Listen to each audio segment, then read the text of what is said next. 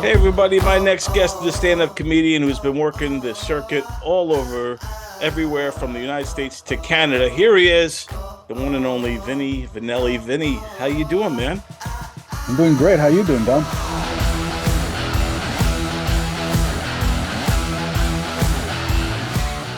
Tell me a little bit about, what you've been up to the last, I guess, few years. Because you've been doing stand-up for what, a few years now? This is my sixth year now. Yeah, Yeah. I'm doing stand up. I've been doing stand up for about 6 years now. Producing for in my second year now, and you know, acting, writing, having a good time. I was just in New York City actually, and Oh, cool. yeah, in July. Loved it. That was my first time. Really, first time in New York, and now being an Italian guy and from Canada, you must Oh, have been overwhelmed with all the Italians that you might have saw in New York. those are my people, man. I love it. I think that's where I belong, man. I couldn't believe, especially in Brooklyn. I couldn't believe it. A lot of the Italian stuff I performed hit really well. Yeah, because you're from Toronto, and I don't think it's known to have like there's no Little Italy or anything in Toronto, right? Or is there? See, that's the thing that drives me nuts because there's two little Italies. Outside of Italy, Toronto has the most Italians. Did you know that? Really? Yes. So there's a lot of us here. Uh, More than New York, by the way. Wow. See, I didn't know that. I always just thought 'cause I'm from Long Island, born and raised. A lot of Goombas here on Long Island. You grew up in the Italian culture because everybody from Long Island, their parents are from one of the boroughs. So everybody's parents are either from Brooklyn, Queens, or Harlem or something like that. And then they came out here for greener pastures. And then Yeah. so I kind of grew up around that kind of vibe, that kind of Brooklyn Italian neighborhood vibes, you know. All right, so I can talk to you through sign language then, right? Yeah. Don't worry about it. Hey, how you doing? Hey. Although, you know what's crazy? So I grew up thinking I was Italian. My grandfather is Sicilian, and Oh, and this is a true story, man. Because of that ancestry.com, we yeah. found out that my grandfather's not my true biological grandfather. He probably never even knew. He probably Oh, went to the grave never knowing it. So because of this ancestry.com, it turned see my grandfather was in the Navy yeah. and there was another guy in the Navy. And I guess my grandmother is a little who knows and now I'm turns out I'm not Italian, I'm French. Okay. So that blew my mind, man. My whole identity. Imagine if you woke up and you did the ancestry.com and then they said, Vinny, you're not really Italian. Yeah, screw that. I'm Italian. I'm Italian. I don't really care, man. Your camera keeps going out of focus. I don't know what that Oh, is. I'm sorry, man. That's okay. I just want to make sure we see your face. There you go. I'm Italian. I don't care. I am Italian. All right. You can tell it's not just about your ancestry. I'm the type of guy I can't go more than like a day or two without tomato sauce. You know what I mean? Like you're Italian if that's the case. It's like crack to me. My mom is my crack dealer. I get her to tap it to my veins. You know what I mean? Like I'm Italian. Yeah, for real, man. And I thought I was too, and it blew my mind, man. And it messed my mother up a little bit too, because because then they have other kids that my grandfather had that are his. So then it's like, wow, that's like, we just found this out like a year ago. So this is mind blowing us. Oh, all right then. Bonjour. You know. Yeah. But it's crazy, man. Yeah, like you said though, when you grow up a certain way and you get a certain identity, it's like I still feel the same way. I still feel like I'm Italian, uh, even though biologically I'm not. But We'll adopt you. Don't worry. I tell you what, though, growing up on Long Island and in the 70s and 80s, being Italian was the coolest shit. Being Italian was like being cool because you had Okay. Vinnie Barbarino, Fonzie, Chachi. Like Fonzie wasn't. He's the actor's not Italian, Yeah. but Yeah. Fonzie was Arthur Yeah. Fonzarelli. Yeah.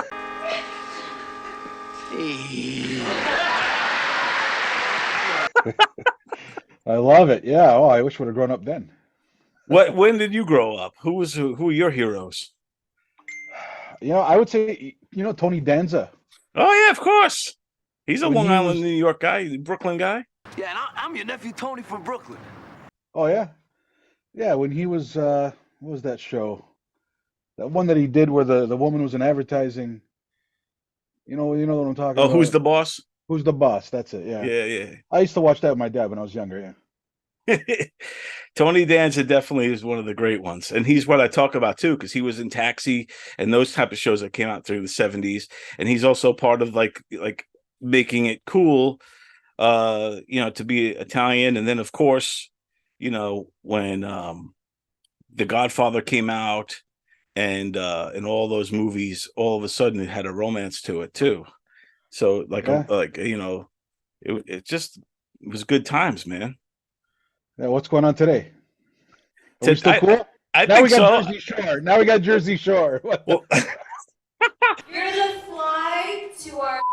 I love that. You are the trash to our bags. Thank you. the Jersey Shore, yeah, kind of almost made a parody and all that, but as a fellow Italian, do you take offense to any of that stuff, like Jersey Shore, these kind of Guido type guys, these parodies? Nah, I don't really care. I mean, whatever. I know I'm not like that. Right. So I'm pretty secure in who I am. There you go. Now, as a comic and doing a lot of Italian comedy, because I will say this too, there's no other loyal fan base of comedy quite like the Italians. When Italian people and the fans of comedy get a hold of a comedian, they are very loyal. We have a guy here. I don't know if you heard of I can't think of his name. DiBitetto. Vic DiBitetto is a great one, because I think he's also a Long Island guy. He started off on the local scene, started at Governor's, had that bread and milk thing that went viral. I gotta get my bread and milk. I gotta get the bread and milk. I gotta get the bread and milk. I gotta get the bread and milk. I gotta get the bread and milk. Oh my God, I gotta get the bread and milk. And now, boom, he exploded. And his He was fan on Mall base. Cop, right? Yeah, he was in Mall Cop, because also Long Islander. Kevin, Kevin can wait. Man, why am I having brain farts all day today? It's a long day, long day. Yeah, he's very loyal to the Long Island base that he came from. And he gave back. I mean, he had lots of guys like Joey Cola, another great Italian comic out here. I think was also in Mall Cop, but he's also on Kevin James's sitcom and a couple other things. So Kevin James gives back a lot. Cool. Long Island guy. So yeah. But yeah, DiBitetto is a great example. And then so are you do you go back to like Pat Cooper or like where are you as far as like who's your favorite comics? My favorite comics aren't necessarily Italian comics, but because like I love Rodney Dangerfield. He wasn't Italian, but he acted like an Italian. You know what I mean? Some think the world was made for fun and frolic, and so do I, and so do I. Like Right. I love the way he threw a punchline. He hit it hard every single time. Another Long Island guy, isn't Jerry Seinfeld from Long Island? Jerry Seinfeld's from Long Island. So is Rodney. Oh, is he? Yeah. Everyone's from Long Island. He's from West Babylon. Long Island was a hotbed. Ray Romano, another great Italian comic. Was from Queens.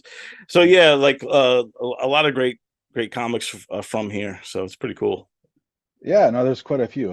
I like Jerry Seinfeld because he could do clean comedy, and I think that's much harder. I respect that. I don't know. My favorite comedian probably of all time would be oh my goodness. I think I'm also having a brain fart now. It's been It's a long contagious. day. It's contagious. I only watch I only listen to him every single day with my kids. That's another thing. If you can have comedy that you can actually listen to with your children in the car and still make people laugh, God bless you, man. That is tough to do. Yeah, I agree. Everybody wants to throw the F-bomb down. Everybody wants to, I don't know, talk about lewd subject matter.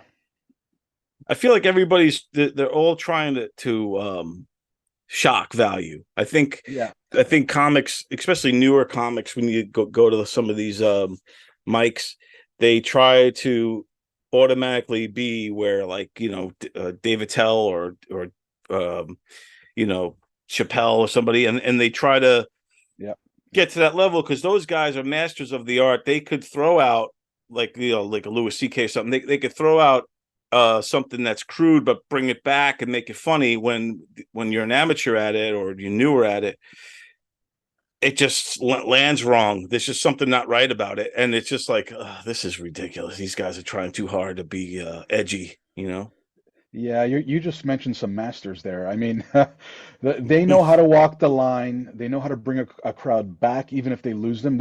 They're probably the two best right now on the planet, I would even say.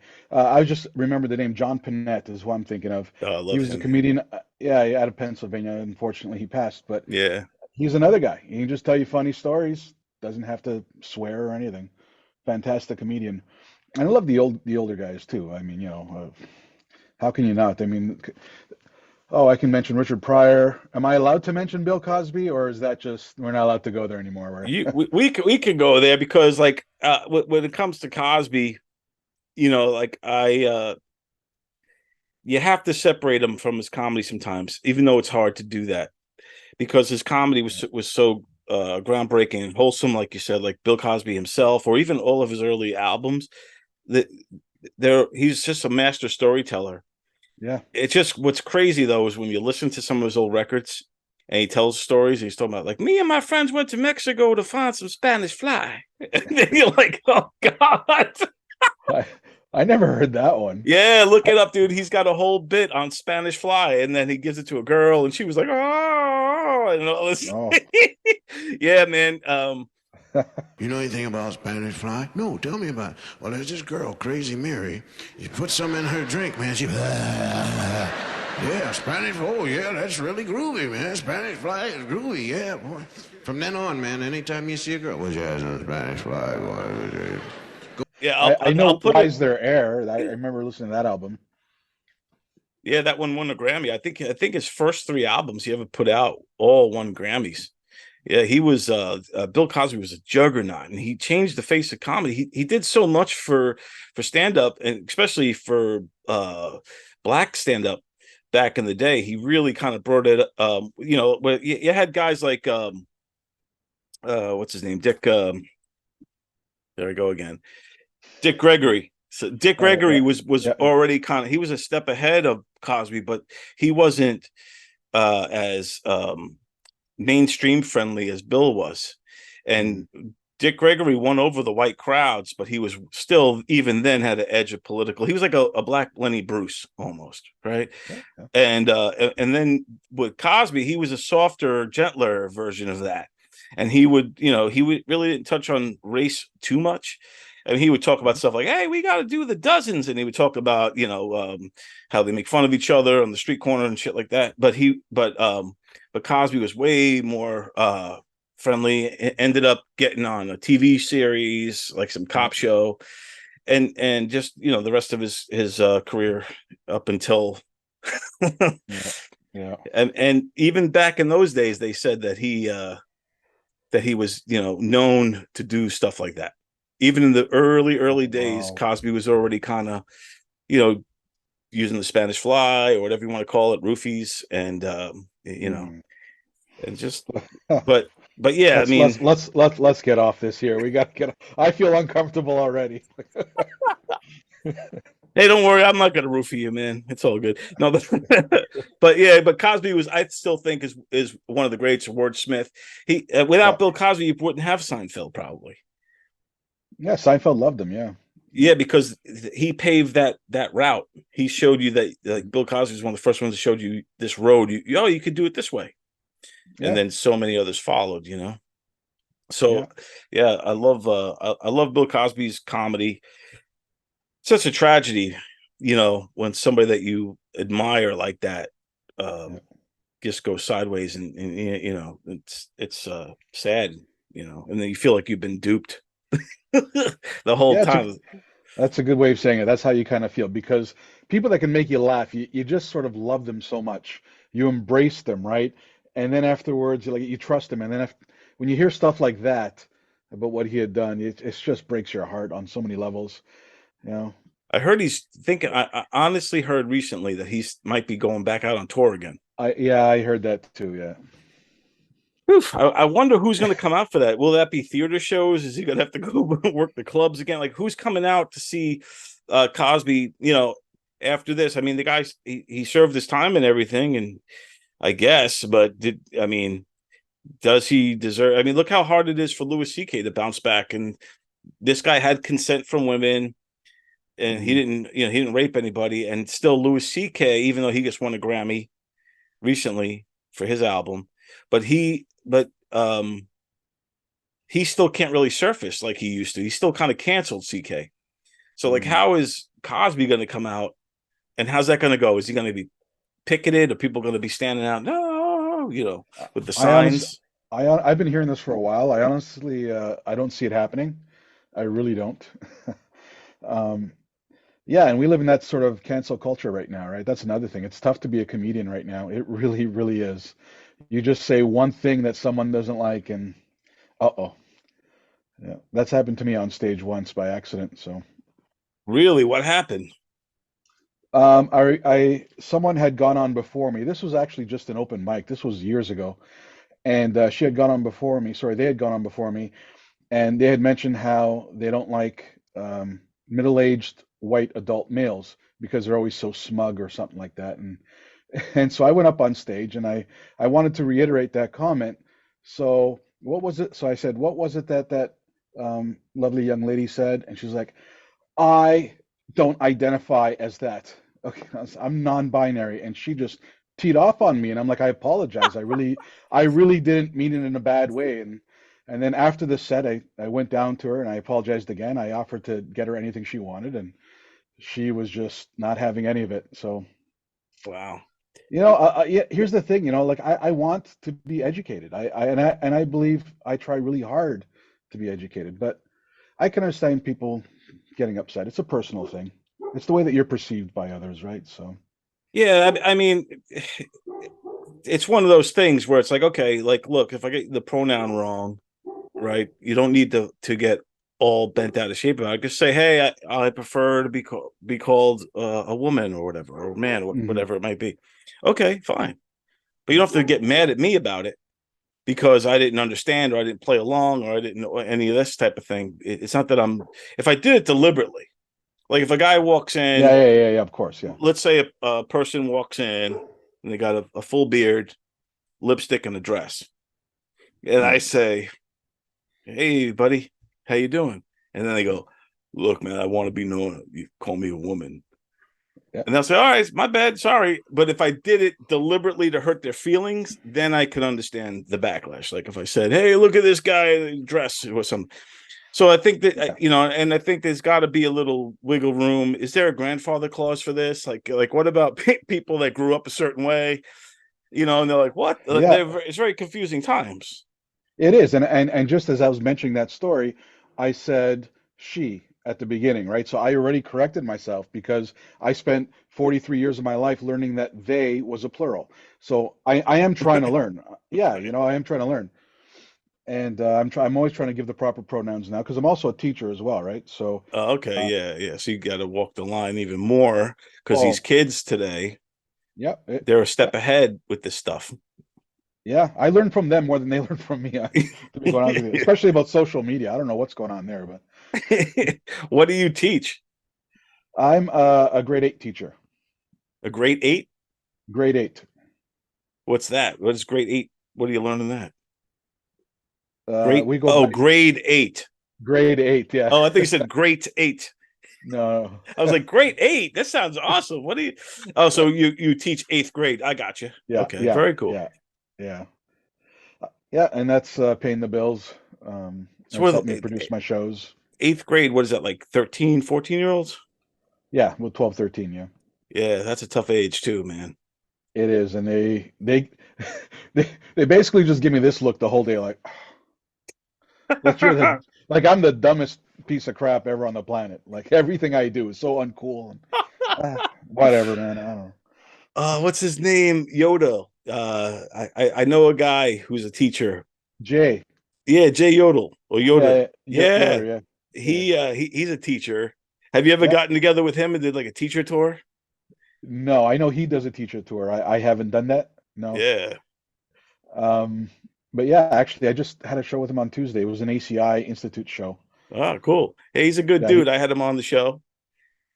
He Oh yeah, he's awesome. yeah, he's got an interesting story. Do you know his story? How he was raised? No. He and this is common knowledge. Yeah, we actually talked about it on my podcast. I think it's in his act. His both of his parents, his mom and his dad, were straight at one point. Both of them not became, but they discovered that they were gay. Okay. His dad now lives with another man, and his mom moved off with another woman. He was raised by two moms. It's a real interesting story, and he had to come out. One of his bits is that he had to come out of the closet and tell his mothers that he was straight. He's a good comedian. He really is. Yeah. He always has a nice, clever twist on everything. I love it. Yeah, he's a great dude, man. I love him. Jay Yodel. He's Yoder. He's been in the studio with us at Governor's, and I had him on this show as well. So yeah, he's a good dude, man. And hopefully he's watching. And Jay, if you're watching, make sure you give us a like and subscribe. All right. So Vinny, I was listening to some of your stand up and I'm liking what you're doing, but there's one thing that I learned from your stand up that I never knew, as far like on Long Island and all my friends in Brooklyn and all my Italian friends. No one's ever told me about Christmas with La Befana. La Befana, yeah. In Italian culture, there's no Santa. We have La Befana. Yeah, she's a witch, all right? And she rides around on a broomstick, and she breaks into children's houses, and she puts candy in their shoes if they've been good. Tell me if I got this right. So, growing up around Christmas time, you guys are anticipating not Santa Claus so much as La Befana, who's kind of like a witch that flies around in search of Jesus and then leaves treats inside the socks, right? Close. The way I've understood it my whole life, yeah, we still have Santa, but she comes on January 6th. That's the Epiphany, all right? And she puts candy in people's shoes. And if they've been good, if they've been bad, she puts garlic in their shoes and sometimes onions. Right. So I have this one joke where I'm like, when I was a kid, I was a pretty smart kid, so I would set aside a few tomatoes, some basil. At worst, the next day I make a nice bruschetta. That's my joke. But yeah, she rides around on a broomstick and she breaks into children's houses. I think it's hilarious.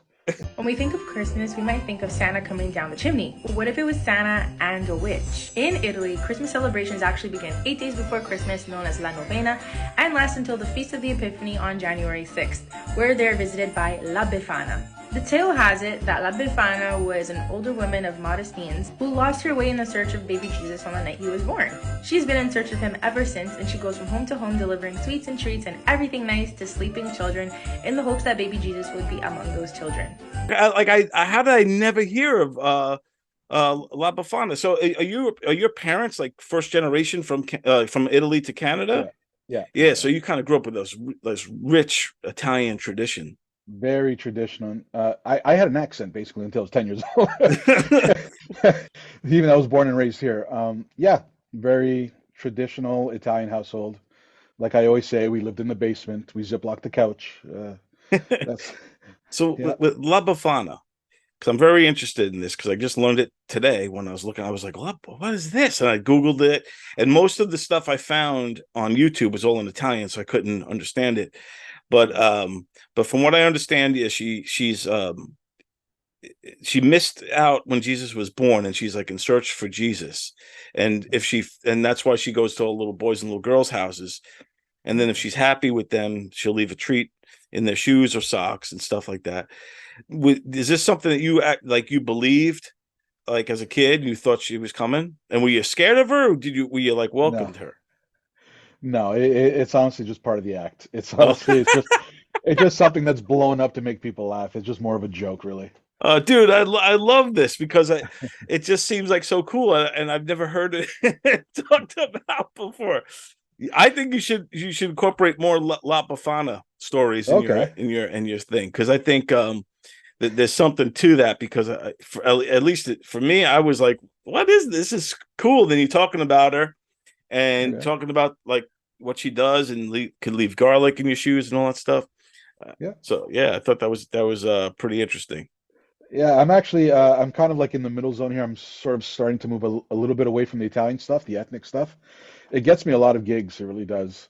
But like when I go to like places like LA, it doesn't hit. So I got to switch over to marriage, talking about kids, dieting, being vegan, all this other nonsense, right? So That's right. One of your things is that you're a fat vegan, is what's called. yeah, So yeah. is that true? You're a vegan? I've tried so many times. Right now, technically, I am a vegan, but it's only because I live with my wife. When I'm outside of the house, I'm not as much. Right. Exactly. Yeah. What's funny right now? All my kids, it's hilarious because she's a vegan, eats very healthy, but the rest of us, we're all like hiding food throughout the house. So the other day, I tried to put something in the hamper. I tried to store some cookies, and my son Gianluca, he actually already had some stuff in there. He had a freezy, so it was melted. So I just You we're got to all be just like La Befana, hide it in the shoes. Hide like little beef jerky sticks in the shoes or something. me and my three kids and the dog. We're all just hiding food away from my wife. That's all that we're doing all day long. I know a guy.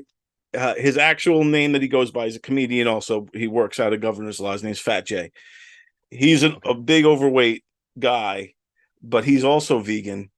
And one of his bits is like, he's like, "Did you know that Oreos are vegan friendly?" So he just eats a bunch of Oreos, I guess. But yeah, because vegan doesn't always equate to healthy, No, like no. I guess pasta is at least as long as it's not fettuccine, right? Fettuccine is made with egg. Regular pasta, because durum flour pasta is all vegan friendly, so you can eat that. And sauce Yeah, is all tomatoes, right? There's no, so yeah, you could have spaghetti and sauce like all day long. yeah. The problem is I ended up eating so many carbs, right? And I wasn't burning any of it that I just kept gaining weight being vegan. So Exactly, I man. was healthier. I was definitely healthier, but fatter. I don't know how that works out, but whatever. I'm all out of diets now anyway, so I've tried them all. Yeah, dude. I tried the fasting diet where you fast, Yeah, and then you have a few hours to eat, and yeah, it doesn't work for me, man, because I just pig out in those hours I have, and then I'm just bloated, and I don't know, man. The only thing that ever worked for me was the like the keto diet, just me eating too. nothing, and that's the opposite of vegan. It's just all meat all the Yeah, time, yeah. and that's the only one that actually worked for me. It's the only one that worked for me too, but apparently my wife keeps telling me no, you can get cancer on that diet if you eat meat and dairy and whatever, and I don't want to hear any more of it, so I just Just keep eating I the pasta, I eat the pasta, yeah. eat the pasta and vegetables and all that good stuff. Sometimes I don't even tell her because I do all the cooking, right? So I'll just make some pasta, and then afterwards in the sauce, I'll put a little guanciale, a little bit of soppressata in there. She'll be like, "Oh, this tastes really good." Yeah, yeah, it does. Yeah, pure pure vegan, hon, pure vegan. Yeah, because vegan, I can't have cheese. No, no dairy, no meat, and with my wife, no fat, no processed foods. Yeah, Yeah, processed foods are what gets you. yeah, so I go to the kitchen, honestly. She just redirects me to the backyard and I graze. That's pretty much all that happens now, right? You can tell just from the name. I'm Italian. Don't be like he could be an author. I know. Just look at me. You can tell. I think when God was actually creating my people, he was in a bit of a rush. He's like, you know what? No necks. In fact, I'm in a bit of a hurry. Let's just make them all shorter than everyone else. If they want to feel big, they can drink their coffee out of tiny cups. I don't know. Vinny, it's been awesome talking to you. I appreciate you taking the time to talk to me today. Tell everybody where they could find you, follow you, and all that good stuff. VinnyComedy.com. It's a pretty simple website, VinnyComedy.com. I'm performing at Vinny and Friends on October 2nd, Comedy Bar in Toronto. And then I'm doing October 15th. That's Canada's Comedy All-Stars with Gavin Stevens. Oh, nice. Yeah, and that's going to be at Comedy Bar as well. And I do a kind of like a charitable thing on October 20th. It's called Vinny's Clash for Cash, where I just shell out some money and get a headliner, a videographer for these comedians. They all perform, and if they win like $100, $50, $25, plus a chance to go on to win $500 in December. And they get some promo for themselves that they can actually use and get some tips from a top-notch headliner, a touring headliner. So that's a show I really love, and it's good to give back. Yeah, that sounds awesome. And that's coming up. What was the date for that again? That one is October 20th. October 20th. At Awesome, man. SoCap Comedy Theater. Very cool. Well, best of luck with everything. Next time you're in New York, hit us up, man. We got to get you over at Governor's and then hang out for a little bit, get you out on stage and all that fun stuff, man. I'd be blessed to have you out here. Yeah, I'm definitely coming back there. I love New York City. It blew my mind. I loved it. Yeah, it is really. I mean, I've been to Toronto. I love Toronto, the city there. They have like a small version of Times Square, kind of. Yeah. But and I've been to a lot of cities all around. There's nothing better than New York. It's just the greatest city. There's a special energy there, special vibes. It's just the best, man. So Yeah, Mind Dog TV, am I allowed to mention? oh yeah, I love him. Yeah, Matt Napo. Yeah. And so I was doing the segment for him, and I did it at Yonge and Dundas Square, which is what you're talking about. And then it was about Canadian-American relations. And then I did a version at Times Square in New York City, and I was just looking around like, oh my gosh. First of all, out of all those people, not one of them was from New York. Yeah, exactly. But yeah, I just kept interviewing all those people there, and I was blown away. Times Square, wow. That whole city is just, wow. I don't Oh, know. so you did interviews and stuff for Napo's show? Yeah, I have a segment. It's called, it's changed names a couple of times, but right now it's Stars, Stripes, and Maple Leaves. Yeah. Very cool. How'd you hook up with him? I love Matt. He lives not too far from me. We're both of us out east on Long Island, and Okay. he's running now for mayor, not mayor. It's like a Congress seat. He wants to be a congressman out here.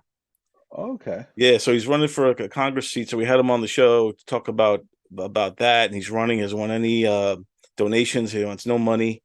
He wants because he thinks money would make him. It corrupts people. So he doesn't want to be corrupted in any way, shape, or form. He doesn't want to be tempted by anything. So he's not being funded by anybody, and I kind of respect that in a way. But then there's the other side of it going, well, you need funding to do certain things, but I'm rooting for him. I'm gonna help any way I can with his campaign.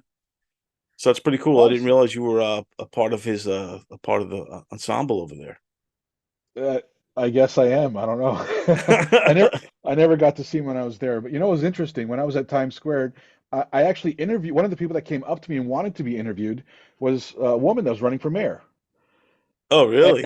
And I interviewed her. I was kind of messing with her a little bit, and we do this one thing where she's singing the American national anthem and I'm singing the Canadian national anthem. It's just horrible, but it was hilarious.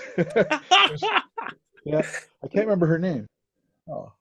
We got to find that out. That's pretty cool. I got to find that clip. If you get a chance, if you could send me that. Yeah. VinnyComedy.com. I'm putting that stuff up there now. I've been a little bit late. It's either I'm performing or I'm working on my other stuff, social media, websites. Yeah, exactly, man.